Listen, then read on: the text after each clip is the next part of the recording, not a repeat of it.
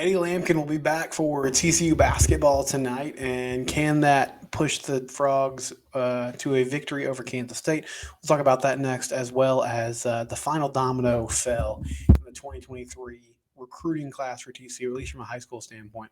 All that coming up on Locked On Horned Frogs.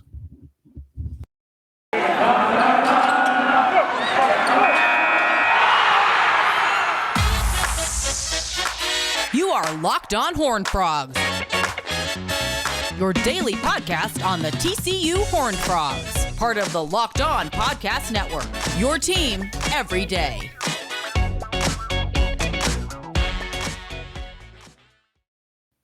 It is Locked On Horned Frogs, TCU podcast. I'm your host, Steven Simcox. You can find me on Twitter at SimcoxSteven. Would love for you to subscribe to the YouTube channel if you haven't. We are dangerously close to 500 subscribers on YouTube, so that's exciting.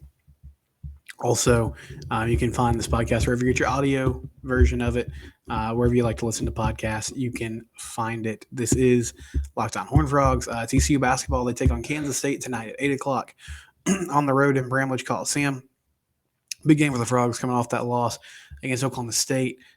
Fought back in that one, but could not find a way to hold on to that lead late in that basketball game. So Mike Miles is still out, and obviously that's the biggest piece of this.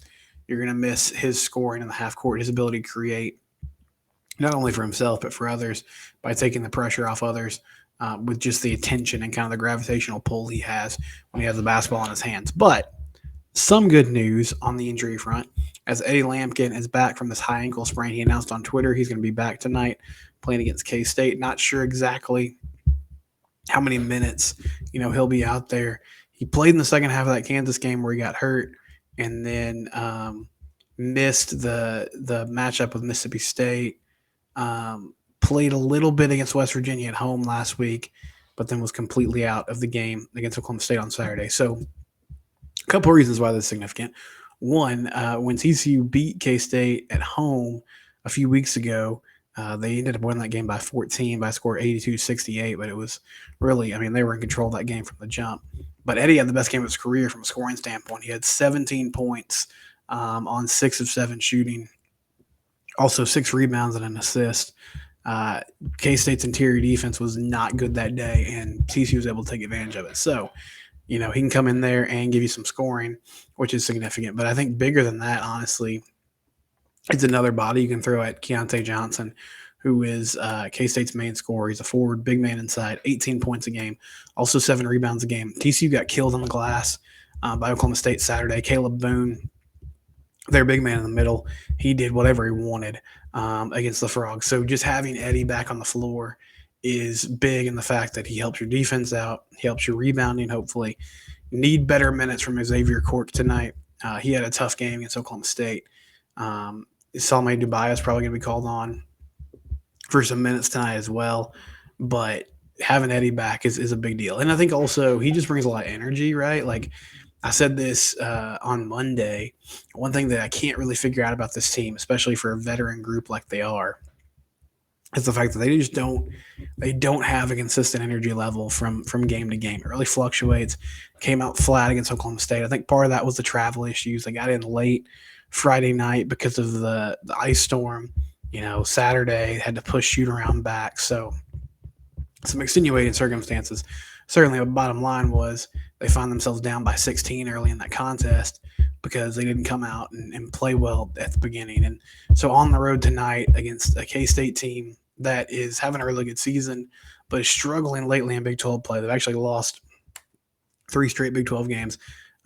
Fell to Iowa State 80-76 on the road, and then lost to Kansas 90-78 last week, lost to Texas over the weekend 69-66 at home. Sandwiched in between that, they did have a victory over Florida in the Big 12 SEC Challenge, but in conference play, the Cats have kind of hit a wall here with Jerome Tang in year one, but they're a really good scoring team. I mentioned Keontae Johnson. He's the dude that can get it done really on all 3 levels of the offense, but he is, a force inside with the ball in his hands, posting people up. And then Marquise Newell is having an outstanding season, averaging 16 points a game. Small guard, but, can score a lot of different ways. really good shooter. So some dangerous players tonight that TCU's facing. Doesn't look great on paper, especially with Mike Miles out. But if they could find a way to steal this game, that would be huge because the schedule for TCU is going to get much tougher down the stretch. A couple weeks ago, we thought maybe this could be a team that could compete for a Big 12 title. That's kind of slipping away on them unless they can find a way to right the ship and start stacking up some victories. That loss against Oklahoma State certainly did not help that cause. But then once you get past this game, and hopefully Mike Miles is back soon, but you play Baylor at home on Saturday, Iowa State on the road, and then you get Oklahoma State at home. But then you get Kansas, Texas, Oklahoma, and Texas again, or Oklahoma and Texas Tech again. So a really tough way to close the schedule for the Frogs. You need to start stacking up some wins as much as you can. Right now, Joe Lenardi in bracketology has them as the last 4 seed. He has them as 4 seed. They're the last team on the 4 seed line. And, if you start falling out of that group, this is certainly like we saw last year. They were a 9 seed. They beat Seton Hall. They took Arizona right to the wire. But you want to keep that level as high as you can because you don't want to have to face a 1 seed or a 2 seed in round 2. Can you get through that first weekend and hopefully have an opportunity to make it to the Sweet 16 before you start playing the big guns, even though obviously everybody's good in the NCAA tournament. I think that's kind of the goal now. I don't know if it's really like you're obviously still shooting for a Big 12 title. That seems like it might be tough to do with the injuries you've had. But can you stay in that top 4, top 5 seed range, give yourself some favorable matchups in round 1 and round 2, and then hopefully build some momentum into that second weekend of March? I think that's what TCU is looking at moving forward. A big game tonight against K-State, 8 o'clock tip on the road at Bramlage Coliseum. When we come back, TCU missed out on another recruit. I feel like I've been saying that a lot lately. But we'll break it down next. Before we do that, though, I do want to mention one of our new sponsors is FanDuel. And, if you've been around sports, you know the name FanDuel because they're everywhere. They're the official betting partner of the National Football League. There's so many sports going on right now on a daily basis, right? Like college basketball, the NBA, NFL, Super Bowls this week. A lot of prop bets. Eagles, Chiefs should be a fun matchup. I was getting lunch earlier and I saw that they had that Eagles Patriots Super Bowl on NFL Network, which is a great one, even though it's always hard for me to see the Eagles win because I'm a Cowboys fan. But anyway, the playoffs are here. The Super Bowl's here. And FanDuel has a great opportunity for you to get involved in the sports wagering world. You can join today and get started with $150 in free bets guaranteed when you place your first $5 bet. Just sign up at FanDuel.com/lockedon. FanDuel has all your favorite bets from the money line to point spreads to player props. And it's all on an app that's safe, secure, and best of all, super easy to use. So football fans, don't miss out. Again, that first $5 bet gets you up to $150 in free bets, win or lose. FanDuel.com/lockedon. Make every moment more with FanDuel, the official sportsbook partner of the National Football League. Okay, so segment 2 here on Locked On Horned Frogs as we continue here on this TCU podcast. TCU missed out on Jaden Rashada, quarterback out of Pittsburgh, California, late last week, or I guess early last week, on National Signing Day. And I said yesterday the kind of one domino that was still out there was Warren Robertson, safety from Red Oak. And he'd been committed to TCU since the end of October, but there were rumors that he was kind of, exploring some options, maybe looking at Texas. And unfortunately for the Frogs, those rumors were confirmed to be true today as he ended up signing with the Longhorns. He had a TCU Letterman jacket on, and he took that off and revealed that he had a Texas shirt underneath. So, having some fun on signing day. Ultimately, it's a miss. It's a tough flip. He was a 4-star recruit, a big time player, a guy they're excited about. At that position, they got a lot of those guys. They have a number of dudes who can step in and play safety hopefully soon. Radon Fontenette from Brazosport from Freeport, he's a 4-star player. Jamal Johnson from Arlington Seguin. They have a number of DBs. Javion Wilcox from Lake Belton, which is a new high school in the Belton Temple area. So they have some good players at that spot. But obviously they're in the business of acquiring as much talent as possible, and so this is a loss. This is another 4-star player that you're missing out on. But overall, I think there's a couple different ways to look at this, and kind of how they closed out this class for 2023. On 247, their composite rank is number 20 in the country, which is solid. Overall ranked according to 247 is 23rd. But if you factor in some different recruiting services, they're a top 20 recruiting class, which is big. Got some good transfers coming in. When you look at the Big 12, Texas and Oklahoma, they are significantly doing better than everyone else you're recruiting. Texas has a really salty class: 4 5-stars, 14 4-stars, 7 3-star commits, and signees. Oklahoma has 3 5-stars, 14 4-stars, 9 3-stars, and so those schools are doing really well. They're headed to the SEC. They're recruiting at a high level. Obviously, Texas has recruited at a high level for a long time. Hasn't panned out. I think this class is a little bit different on two fronts. One, they're giving some significant NIL money to these O linemen, and they're trying to build things in the trenches, which is, I think, the right way to do it. And then also Arch Manning, who is the top player in the country, he's headed to UT, and because of that commitment, they were able to get a lot of players to come with him or join him.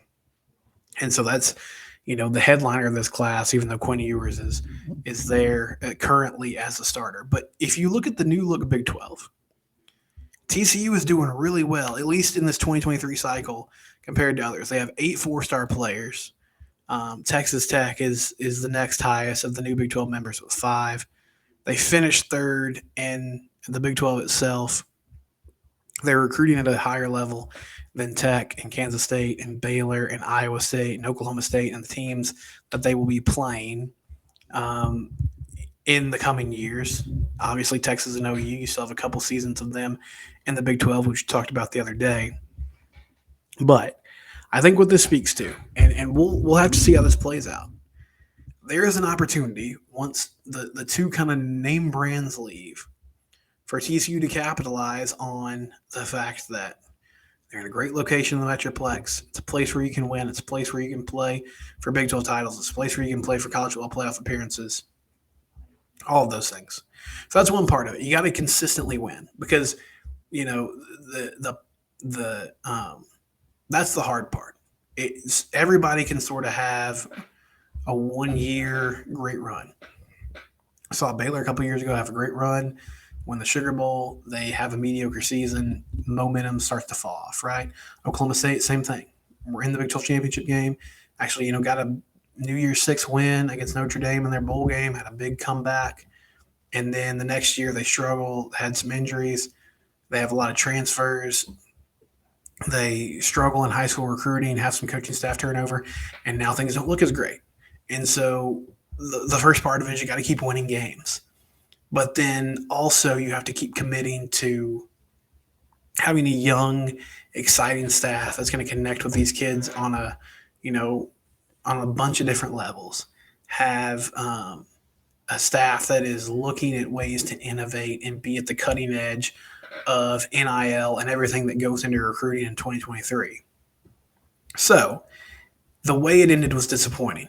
And it's fine to be disappointed with that. It's fair to be disappointed with missing out on guys like Jaden Rashai and Warren Robertson and others, in the portal who they couldn't close on. I think this is trending in the right direction, though, and you have to feel pretty good about where Sonny Dykes and company are going moving forward. Now, one thing we haven't talked a ton about is Brian Carrington moving on to Arizona State. I think is a big deal. He was doing a really good job at promoting this program, at finding ways to get guys committed. Obviously, he's a dude that's bounced around a lot of different places, so who knows how long they could have kept him even if they held off Arizona State. But it was a big loss in that regard. However, I still think TCU is going the right direction when it comes to recruiting. We'll take one more quick break. When we come back, we'll wrap things up. This is Locked On Horned Frogs, part of the Locked On Network. It's your team every day. All right, final thing. So TCU, K-State tonight at 8 o'clock. Also, tomorrow we'll talk about some TCU baseball because Frogs will be kicking off their season a week from Friday.